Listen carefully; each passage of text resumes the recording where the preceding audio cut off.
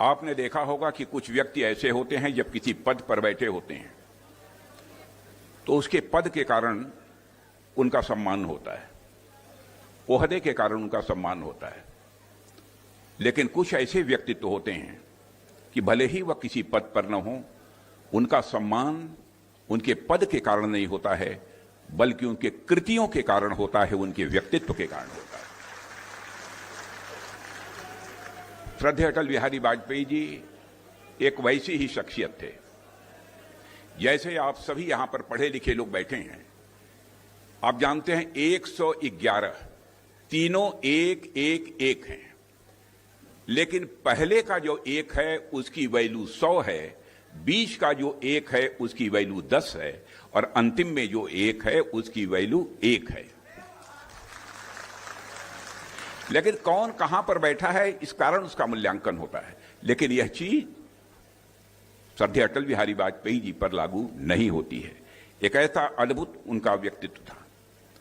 आज अटल जी की जयंती की पूर्व संध्या पर हम सब यहां पर एकत्रित हुए हैं। आमतौर पर जब भी महापुरुषों की जयंती मनाई जाती है तो बहुत ही गंभीर होती है और सामान्यतः वो औपचारिक भी होती है। लेकिन जब व्यक्तित्व श्री अटल बिहारी वाजपेयी जी जैसा जीवंत हो और जिंदा दिल हो मेरे बहनों भाइयों, तो उनकी जयंती भी स्वाभाविक रूप से एक अपना अलग स्वरूप ले लेती है।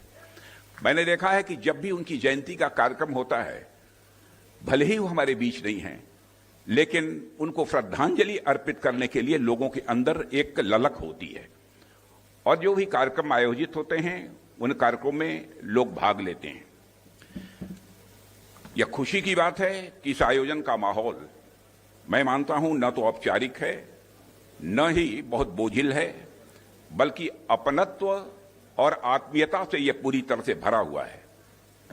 ठीक वैसे ही जैसे अटल जी का जीवन और उनका व्यक्तित्व था जो हर किसी को छू जाता था, और इसको जीवंत बनाने के लिए मैं समझता हूं कि भारत के ही नहीं बल्कि दुनिया के माने जाने कवि भी यहां पर मौजूद हैं। उनका नाम लेने की जरूरत नहीं है, आप सभी अच्छी तरह जानते हैं। साथियों, अटल बिहारी